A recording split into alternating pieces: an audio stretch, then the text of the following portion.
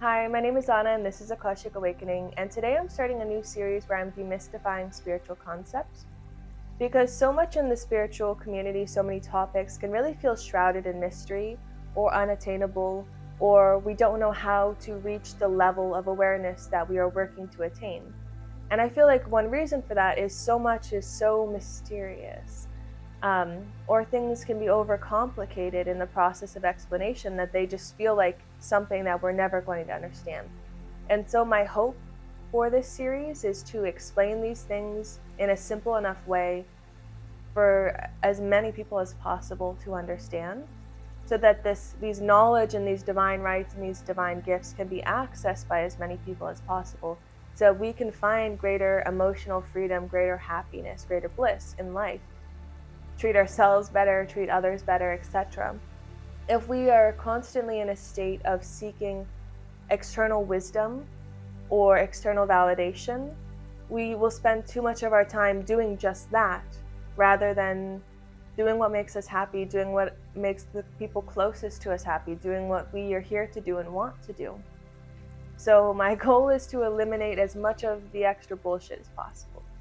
So, in my own personal journey, I'm a psychic medium who channels messages. And I've found that I've become over reliant on external sources for procuring my own gifts. Like if I'm trying to do a healing on myself or others, for example, I would call upon spirits who I know are beneficial in those ways, like calling upon Archangel Raphael of healing for healing, or calling upon Archangel Michael when I'm looking for protection, or calling upon Mary Magdalene or Mother Mary when I'm looking for feminine healing or connection, so on and so forth, right? So even as a psychic medium who's using my own intuition to connect to my spiritual abilities, I still found myself relying on external sources to validate my own experiences. And people who aren't psychic mediums won't relate to this directly. In other interpretations, it could be relying on, like, instead of using your own psychic abilities, you're relying on psychic readings from others.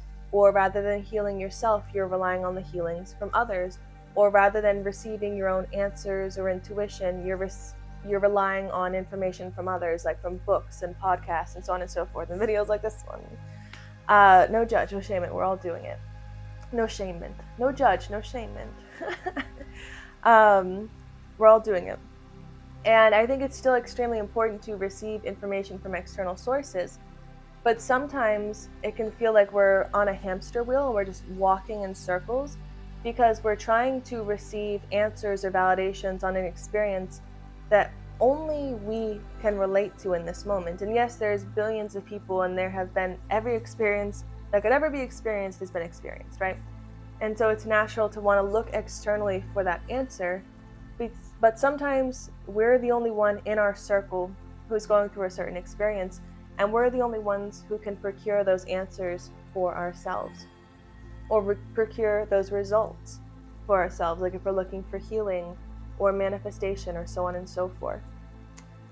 So in my own personal journey of every time I was doing something like healing or manifesting or sleeping or trying to protect myself for others, I always found myself calling in the help of others.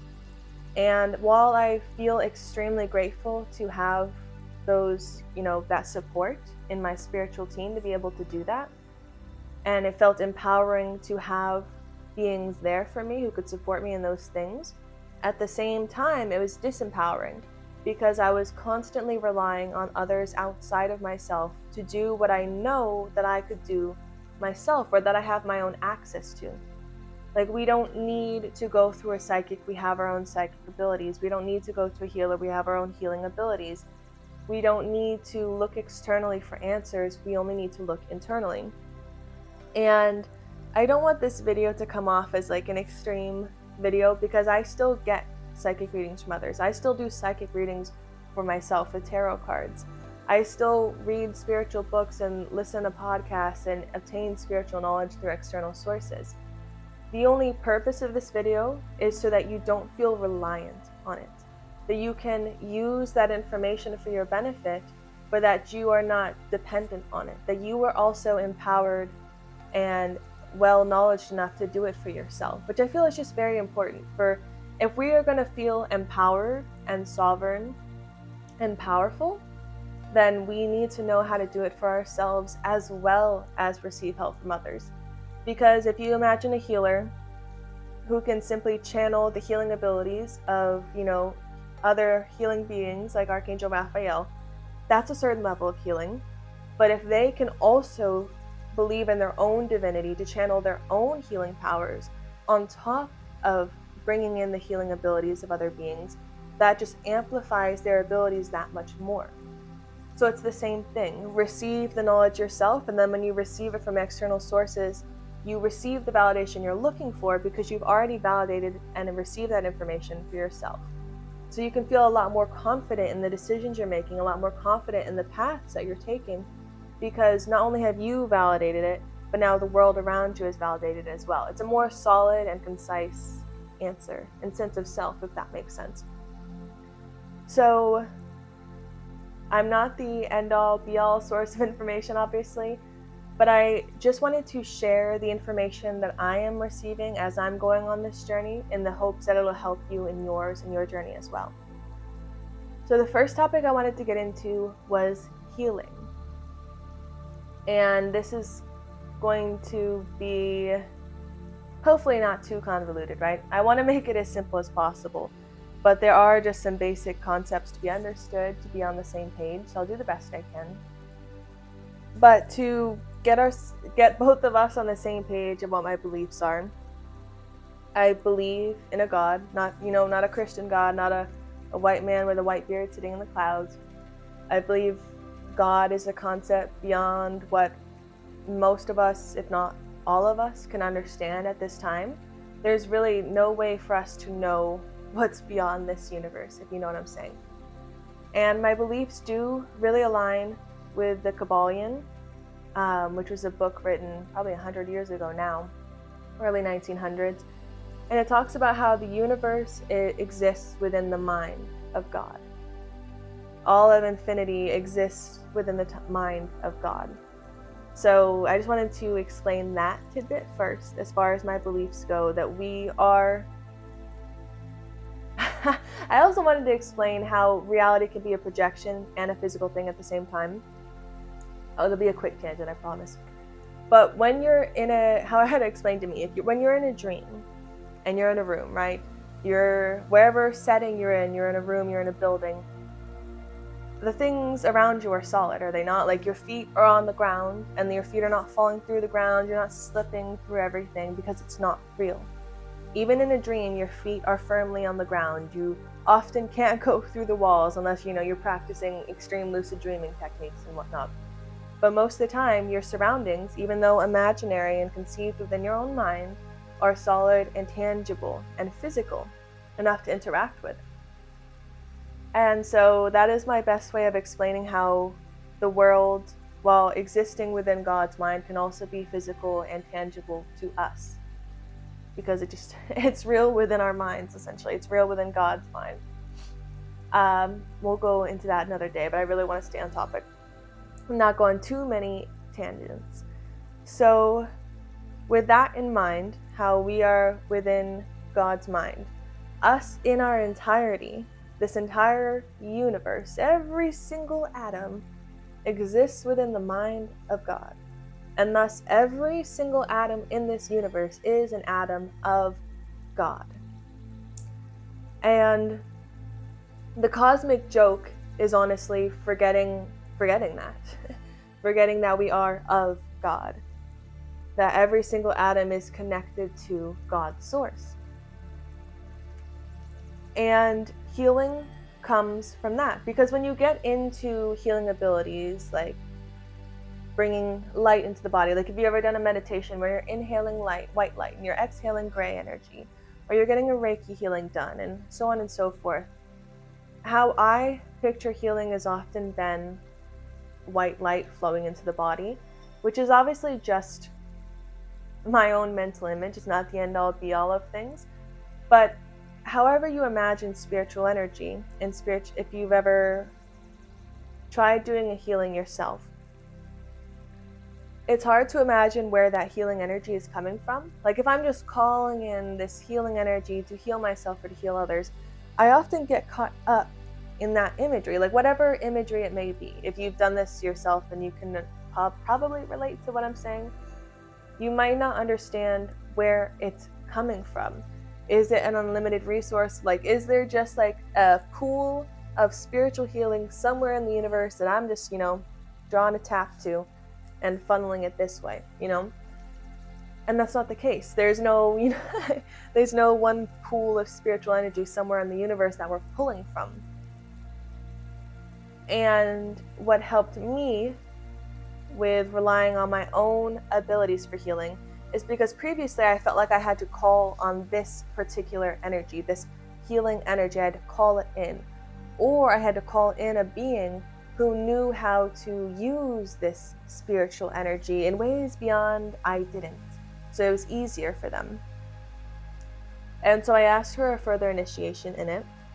And what I was told is that healing isn't an external thing. Like all things, it's not external, it's internal.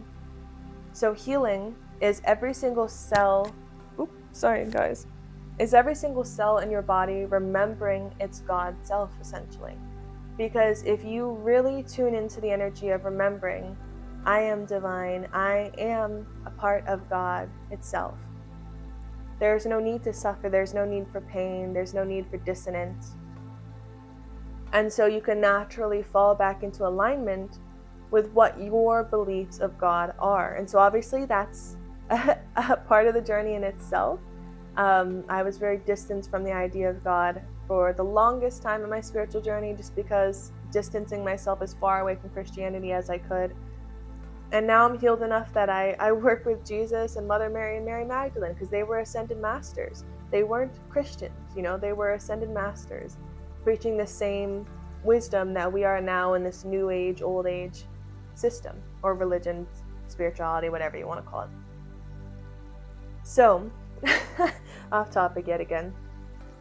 If you will have to repair your sense of God in order for this system to work, this information to work, because obviously if you feel dissonance, like if you feel unsupported by the universe or by God, or unloved or unseen or unworthy or one thing or another, it will affect your energetic ability to align with this mindset. But if you can heal your perception of God and the universe and all of these things, which I guess I will get into in another video, you can simply just remind yourself that you are a part of God and clear away the dissonance. And the same goes for protection, spiritual protection, remembering your God self, that you are a part of God, that there is no need for suffering, there is no need for dissonance, there is no separation, there is no black and white, dark and light energy to attack each other. There is only the one. And in the one, in the peace, there is no dissonance, there's no fighting, there's no attacking, there is only the one. So spiritual protection and protecting yourself and others is the same exact thing. It's remembering the one, the unity, and aligning yourself with that energy and allowing yourself to be that energy, not be, outside of it or yearning for it or looking for it, to remind yourself that you are it. And spiritual purity is the same thing. If you're looking to, purify or cleanse or transmute, it's the same exact thing. There is only the one. Spiritual, purity or being transmuted, is wholeness. It's not the light without the dark. It is the unity of both. Purity, how I see it, is a peace, like an internal sense of peace that cannot be disturbed by external sources. So it can't be perturbed by someone else's comments or fears, internal or external worries, statements from others or yourself, so on and so forth. Purity is a peace and a knowing in your unity that can't be disturbed or shook. Shook, is that a word? Shaken? So to close up that chapter, spiritual healing, protection, purity, all of these concepts that relate to, the energy of our body and our aura and our self, is simply just remembering the feeling of unity, the feeling of oneness, and knowing that we are not separate from it. And of course, healing your relationship with what you believe in as far as God and universe is part of that.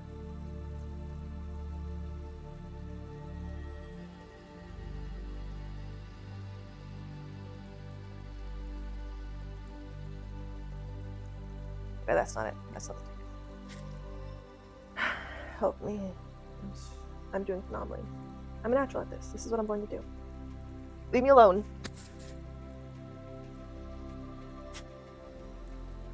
Hi everyone, this is Anna from Akashic Awakening, and today I'm starting... Nope, I'm itching my ear.